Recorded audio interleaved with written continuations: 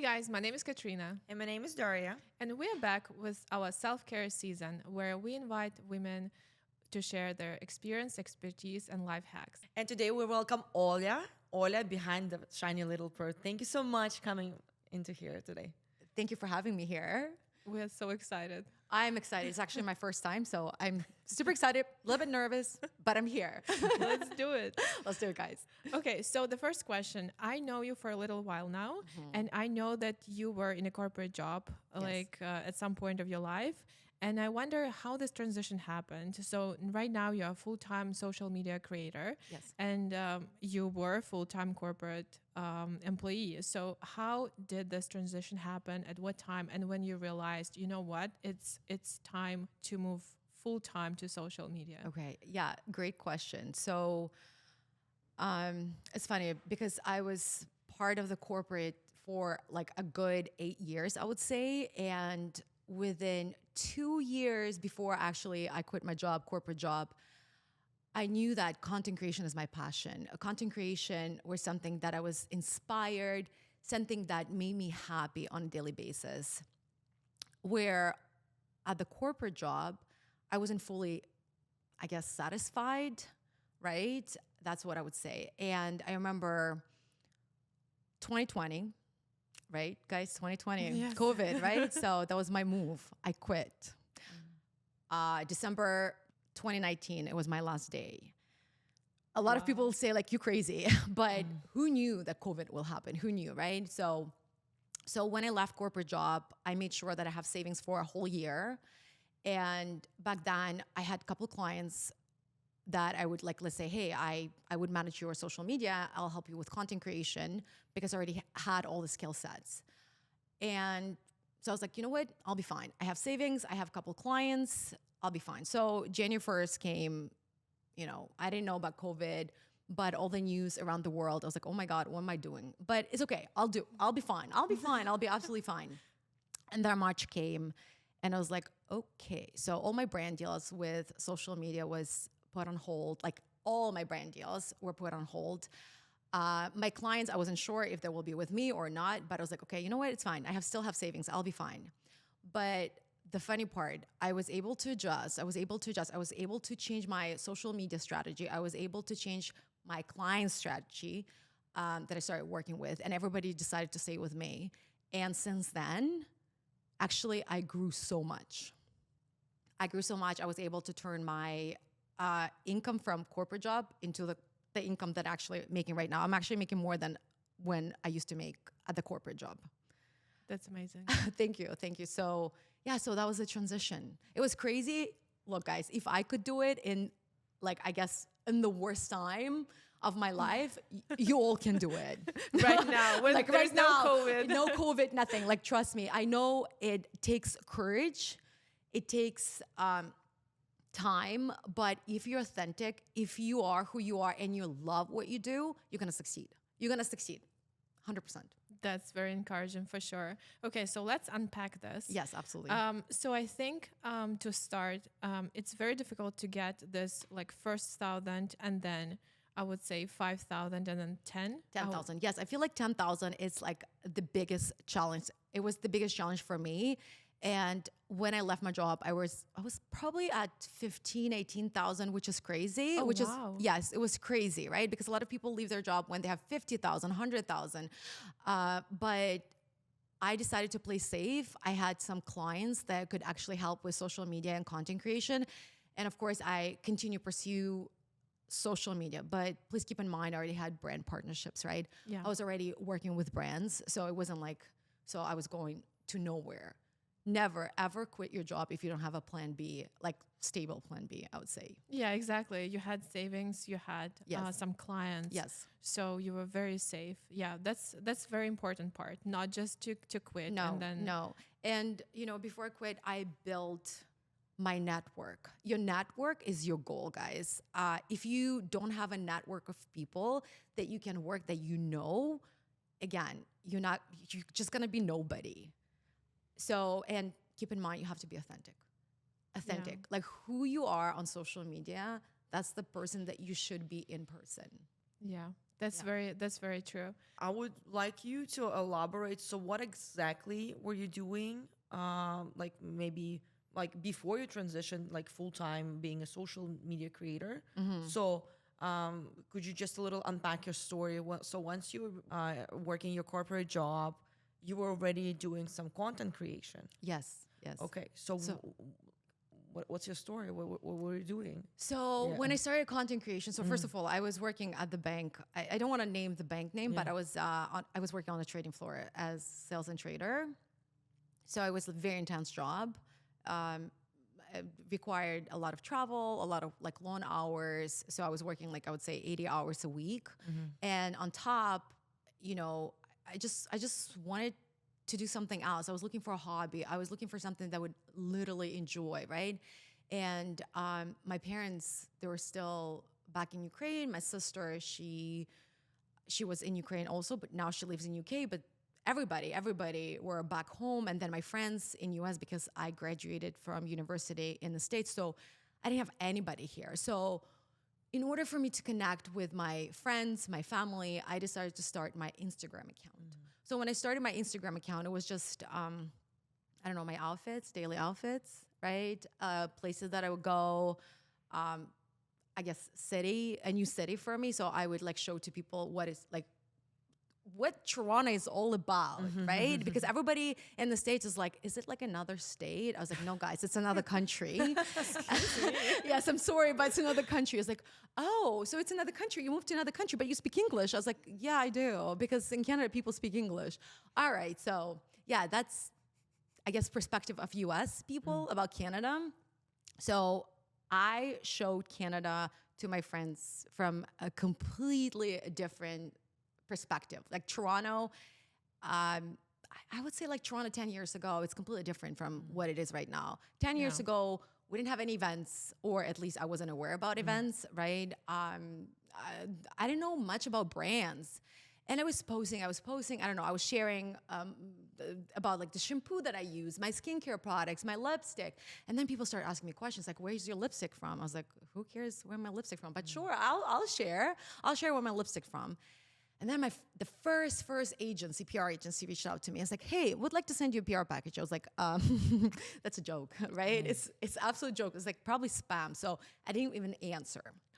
Then I get a DM. Hi, we reached out to you through Instagram. Oh, I'm sorry, through email, right? Would you be open to receive PR packages? I was like, what is a PR package? And why this brand wants to send me a PR package? So then I get a PR package full of products. I was like, oh my God, you can actually get a products just to post on social media. So that was kind of like my first gifted partnership. And I truly love the product. I posted about the product. I started using the product. I became their loyal client. And then a year later, I got my first paid partnership. It was authentic. Yes, I got a product as gifted, but it was authentic relationship that I built with a brand. Brand loved me, brand loved what content I produced. And yeah, that's how it turned into like a paid partnership.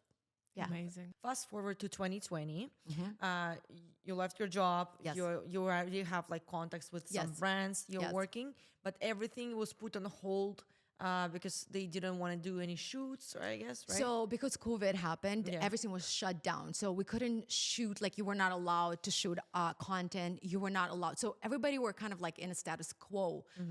What are we allowed to do and what we were not allowed to do? Before they announced that commercial photo shoots and commercial like branding, video shoots and photography was allowed. So everybody was like, okay, so we're just waiting. We're waiting for the next step. Are we allowed to promote the products? Are we allowed to have any kind of events? Are we allowed to even like go outside and shoot? Because in Europe, remember, in Europe, in Italy, people were not even allowed to go outside. Yeah. So for us, for a lot of brands, it was like, we don't want to overstep our boundaries. Everybody were like, okay, are we allowed to let the content creators shoot and promote our product, or shall we just, just wait? And we were all waiting for like a good 3 months. After 3 months, that's when the government announced that branding and commercial photo shoots were allowed. That's when brands is like, you know what, we're changing our strategy. We will have all our events, but through Zoom, online events. we will work with creators, but on a different level. So this is when they start promoting, instead of like go to the salon, hair salon, go to the Shoppers Drug Mart, buy yourself a box dye, which is not really healthy for your hair, but still you have this option and dye your hair at home. That's how you're promoting the color brand, right? Same goes to the shampoo and conditioners. You can actually order online versus to go to the store. And they start looking for creators, different creators, to promote their products, to promote online shopping, e-commerce. So I feel like the year of 2020, 2021 became huge when it comes to e-commerce, especially in Canada. Canadian market is so different from US market. Canadian market is very conservative. We used to go to the store, we used to try the product, and now we changed that market. COVID changed this market. We as a consumer changed that market. Now we're ordering from Amazon. We don't want to go to the store. We don't want to waste an hour of our time. Like, do you guys want to like spend an hour in line? Absolutely no, right? No, we have thank no you. time. And I have no patience also. So now we order everything online. But as a consumers, as a creator, we changed the market. We changed the trend. So yeah. That's interesting how We're it's all trendsetters. changed. We're Yeah. trendsetters Oh for my e-commerce in Canada. So And I'm part of it. yes, you are. Uh, We all you- are. You mentioned also about the numbers. So you quit your corporate job when Yes. when you had 18,000. Yes. So is it actually like the number like of followers? Does it mean something?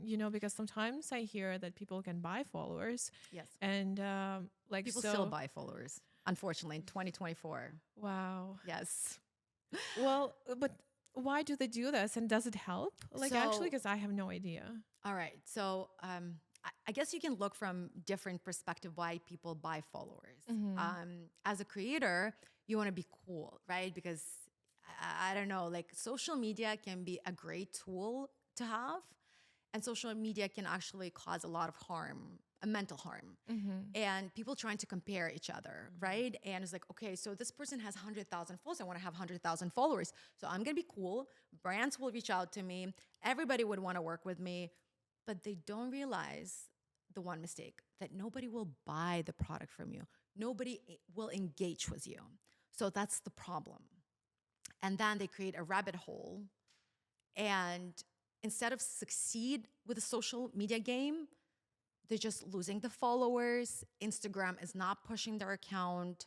They're shadow banned. They're just going nowhere. So back to the question, does follower matters? Absolutely not. If you have engaging audience, like I would rather have 5,000 engaging people who will buy my products, who will buy products that I guess refer to people, right? Yeah. Places that I go, right? That people will follow your footsteps. And if they're fake, like who's gonna follow your footsteps? Like who are you promoting all those products? Yeah, Right? Who are you exactly. speaking to? Yeah. Why? And it looks weird because sometimes you can see like the account has like more than like 100,000 followers, but the views are like 3,000. or even like 700. I'm like, who the hell like did this? Like Yes. it looks weird, and right away. So it's fake. Sometimes you do, sometimes you don't. Unfortunately, we have a gap in our PR industry. Yes, there are so many tools that can actually verify now your followers, your engagement, but they're still not perfect. For agencies, like agencies have their tools, like they're paying a lot of money, but it's still not 100% accurate. It's funny because I have creators that would reach out to me. It's like, Ola, how do you get on a PR list? How do you get all these amazing gifts? Yeah. How do you actually get invited to all those events? And then they have 5,000 followers. And the 24 hours later, they have 60,000 followers. Then PR agency sees that. They hire this person, send to friends on PR trip. And then they actually start commenting. Like, it's like, guys, or messaging people, influencers, like, can you engage on my content? Because nobody's engaging on this content. So this is their first brand trip and their last brand trip. This is how you can ruin your reputation. So I always say, be authentic, be honest, and be transparent. Yeah. That's very important. I also know this thing that Yeah, the go cool ahead. thing you mentioned about agencies. It's like that the following does matter. It does matter. So I had a conversation recently with a girl who said she wants to go to a modeling agency, but they wouldn't hire her because she doesn't have enough followers on her Instagram account. Right. That's true. So for her, it maybe like it's not like it doesn't have to be like 20,000. For them, maybe it was like a couple of thousand, like maybe like 5, for example. So she desperately wants to get more followers. Yep. So in that case, would it be okay for her to buy? Because her end goal is for the modeling agency to hire her, you know? Absolutely not. Unfortunately, Still it's absolutely no. Still no. I was kind of like exposed to modeling recently, and all the girls that I work side by side, they're amazing. They have 2 million followers. They're amazing, and it's true. Modeling agencies, they're not only looking at your portfolio, but also on your engagement, right? Because when you put the brand together with a model, they want to reach the biggest exposure. So what I would suggest to network with people and organically ask them, hey, please follow me on Instagram. Like, I always encourage people, speak on your stories and say, hey, guys, if you like my, post, or if you like what I do, please follow me. And don't feel embarrassed. Don't feel bad to ask people. It's okay to ask people. What is not okay is to buy fake followers. Because then, no matter what you're going to ask, nobody will help you. Because Instagram not going to push your account to anybody. So would you recommend, like, when you're just starting out, and let's say I have like 5,000 followers, would you recommend to actually reach out to brands yourself and maybe just try to get your first PR package, like gifted package, like directly from them? My question is, one question that I have. Yeah. Have you ever posted organically about this brand on your Instagram? Oh, that's a good question. No. Okay. So first you need to kind of engage with this brand. Have to be, first of all, it's this, like any relationship, how they work, right? So if you don't know me, you never engage on my account, and one day you message me, hey, can you come to my podcast? Or let's collaborate. The answer will be absolutely no, or I'm not going to answer you at all. So do you follow me first? Same goes to the brand. Do you follow the brand? Yeah. Do you use the brand? Have you posted about the brand? Have you tagged the brand? And once you establish those organic relationship, that's when you can reach out to them. That's actually very nice. And again, we're back to authenticity. Yes. So as long as you're authentic, Yes. you can reach out to brands. So you can get PR packages. Yes, so you you can get to the events and stuff like that. So you are right now in top 10 in Toronto of the social media experts. I didn't know that, but thank you. Well, I would put it that way. And because I follow you and I see that you're like in all of the events and like you get the PR packages. But what was the, I would say, like the turning point in your like social media career that actually from just working, hard on your social media and posting, and right now it comes to you so, like, I would say natural and it's so organic for you. Yes. But again, was there like a turning point in some of stuff that you were doing? You know what?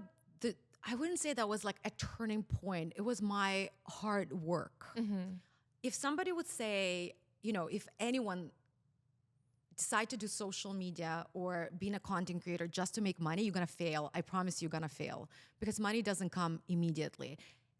I had to put like 3 years of my time, like free time. I mean, it wasn't like a free time for me. I was working, I was making a full-time income, right? So I didn't even like expect it that somebody will pay. I was just creating content because I was passionate about content creation. And I loved every product. I'm like a beauty lover. Like I used to be like, I was a little girl. I remember my mom had this, I guess, a makeup, like all the makeup sitting on vanity.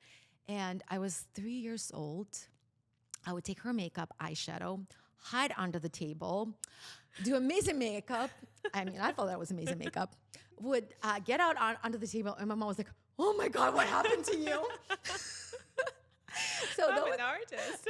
but I was an artist. I was an artist. I love makeup since I was a baby. I love fashion. I love clothing. I loved, I don't know, I loved everything creative since I was a baby. So it was, again, it was organic for me. That was just my passion. So I didn't expect anything in return. And I was lucky enough, I guess, I wouldn't say that I was lucky enough. It was work, hard work. It was my passion that brought me to where I am right now and brought me to that turning point. That's perfect because everyone expects like an overnight success, like that you're gonna post like 2 reels or like you're gonna do the 30-day challenge of the reels and you're gonna become like 1 million. No, you won't. Yeah, blogger. When I know people selling their courses, I've seen creators saying that you can get 25 or 24,000 followers in a month with with ads and other stuff. I was like, why people paying for this? I don't get it. And they're saying we guarantee. I was like, yeah, if you spend I don't know, thousands and thousands of dollars into ads, you're gonna get 24,000 guaranteed. Guaranteed. But you will get that 24,000 followers if you have a great content, like top content with a great quality video, and then maybe. But if your content is okay, even with money that you're gonna spend, you're not gonna get 24,000. Unfortunately. No, unfortunately. But people believe and people pay 400, 900 for the course and they're buying the stuff. Like for me, it's like first learn the basics of content creation and then invest. And invest not into buying something where somebody's promising you 24,000 followers, but something where how to learn how to add it, how to, establish yourself on Instagram, how Instagram works, right? But if somebody promising you and somebody will say I guarantee it, run, don't walk, run, run, don't buy. I guess my last question would be, I saw that right now you are very, I love your makeup videos. Thank you. I love it. I follow them. Unfortunately, I cannot recreate because I'm not an artist, unfortunately, but I love artists. them. We're all artists. Don't say this. We're all artists. Well, I'm trying. So, and I see, but again, maybe I will try the makeup thing, but I will definitely not try the editing because it's too complicated for me. I know you show step by step, and then at some point you're putting this together, and I look at this, I'm like, I can do it. Oh, you lost me. That's it. You lost me. I don't know. I need to watch it several times. Yeah. But I absolutely love your makeup videos. Thank you. How did it come to you to create makeup videos? Because I see that you're enjoying it. So it was again organically, I believe. Yes. Okay. It was error and trial. So I was looking for my people, right? For my people. I was, I tried fashion. I tried editing, which is actually editing tips, which brought my account back to this Instagram world. Mm-hmm. Because before I was posting pictures and then everybody were about videos. So I was like, okay, you know what? I know how to edit videos. I'm good in editing. So I'm going to show them free tips on how to edit videos. So that was my first step, but still wasn't I wasn't getting the same exposure. And then without even knowing, that was a trial and error again. I was like, you know what? I will try a makeup video. I'm not a makeup artist, but I'll try it out because I got all this amazing PR packages. Let me just play with all this makeup, right? And I posted my first video. And it was a recreation of Lana Del Rey. And it went viral. I was like, okay, wait, is my Instagram broken? Is it something wrong with my Instagram? Why I'm getting all these people? And that was my first 500,000 people. Wow. Yeah, 500,000 people. And I was like, okay, I guess that's what people like it. Okay, I'll do another video. Yeah. And then I started sharing my tips and tricks. I tried some hacks, how to contour your nose, right? Yeah. And it worked. And then I started looking through Instagram. I was like, okay, what else people love? And people truly love video, transition videos with makeup. And I was like, okay, you know what? Let me try it. And yeah, and I was like, okay, that's what people love. And I guess people love because I'm not a professional makeup artist. I'm just Yeah. a beauty lover, right? And I'm more relatable. Because Yes. nowadays, it's not about picture perfect, but it's about being relatable. So if you're not a makeup artist, so if you're not a makeup artist and you can do a makeup, so I can do a makeup done. Yeah. Exactly. If I'm not a video editor, I can learn those skills because you learn those skills yourself. So I feel like this is what was like my biggest turning point. Are you planning to do a course? Because it's gonna be so helpful if I, see something like how to create a makeup and then maybe how to shoot a video for like of this. That would be amazing because again, I have no idea. It looks so easy when you do it. When I tried myself, I'm like, oh my God, I'm so lost. Great question. Yes, I will. I will because actually I'm working on my new course. And what I would suggest to sign up to my newsletter because I don't promote on my Instagram. All my sales that I've done through events or any other digital courses, it was through my stories and through my newsletter. So I'm working right now on beauty online course, how to actually create a video on your phone and how to edit on your phone, and also how to use your camera, professional camera, how to work with a light, professional light, and the last part will be how to edit 2 to 3 videos, just samples. Amazing. Yeah, so stay tuned, guys. It's coming. Also, like, I have another question about your course. Yeah. So there, basically, you're talking about how to do the setup, how to put the lights, how to work with cameras. I guess like maybe some settings. 'Cause Absolutely. I have That's what no people want to clue know. How to work with professional cameras. Yeah. That's what people want to know. Absolutely. Because that what promotes the quality of the video, right? So I usually listen to my audience, and all these questions you ask me this question. I have followers daily messaging me. So what light are you using? Like, how do you shoot? So I want to explain to people you don't need expensive light at the beginning, but you need to have still a good light because the light is the key for any content creation. So I will be chatting in the video about the budget-friendly light, and then once you improve your video editing skills, more expensive. And I will give people options. I'll give them links where they can purchase. I will cover all the equipment that you need. That's perfect. And we will chat about camera settings on the camera, professional camera, of course. We'll work with white balance. I'll explain. So basically all the nitty-gritty details. And I will do my best to work on Canon and Sony because I feel like this is what people work with. Yeah. And of course, of Apple product, iPhone. I'm not an Android fan though. I've tried, but I'm Apple girl. We don't judge you. We don't judge here. So that's fine. Yes. I think this is perfect. So guys, make sure to subscribe to Ola's newsletter. Because to be the first one to learn. Yeah, because you don't want to miss. And again, when we tried to purchase the tickets for the events, I saw that event was posted and I was like, oh yeah, I will buy. And then Ola is texting me and saying like, okay, so half of the tickets is gone. I'm like, oh my God, I need to buy it right now. I don't have any time. So yes, make sure to subscribe to the newsletter. Follow Ola on Instagram. You will see amazing makeup videos, tutorials, tips and tricks, like everything you need for social media.